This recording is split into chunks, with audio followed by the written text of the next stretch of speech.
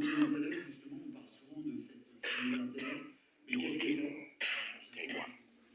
C'est français.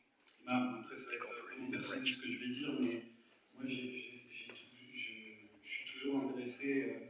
De toute façon, la musique a toujours été référencée, et toutes les musiques sont des références les unes envers les autres, et ça, c'est quelque chose qui a toujours été un peu comme ça. Mais moi, ce que j'aime bien, c'est ce que je trouve intéressant d'un artiste, par exemple, quelqu'un qui va faire, je sais pas, qui va faire de la champeta, par exemple, qui est un genre que vous connaissez bien ici. Bah, moi, ce qui va m'intéresser, c'est quelqu'un qui va un peu twister la manière dont il va approcher ce genre musical, et peut-être en ramenant d'autres influences, d'autres musiques dans cette musique-là. Parce que je pense que, justement, quand on a un genre musical très codé, très identifié depuis de nombreuses années, c'est quel artiste va pouvoir un peu renouveler ce genre et l'amener un peu plus loin. Et c'est ça aussi, je pense, qui va un peu susciter la curiosité et l'intérêt des promoteurs, des organisateurs des festivals.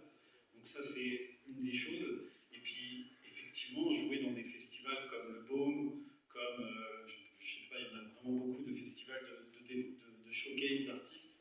C'est aussi un super bon moyen. Il y a le Guess Who aux Pays-Bas, il y a le MAMA en France, il y a le SXSW. Enfin, tous ces festivals-là, c'est aussi intéressant. Quand on a été programmé dans ces festivals, c'est quand même un gage un peu de développement. Et moi, c'est vrai que je veux aussi regarder ça. Je veux aussi regarder est-ce qu'ils ont joué dans tel festival, est-ce qu'ils ont joué là. Et c'est aussi un peu comme un tampon, un petit peu sur le CV, quoi. Tu veux dire que la crédibilité, finalement, de l'artiste, elle se fait via même des événements qui ont lieu.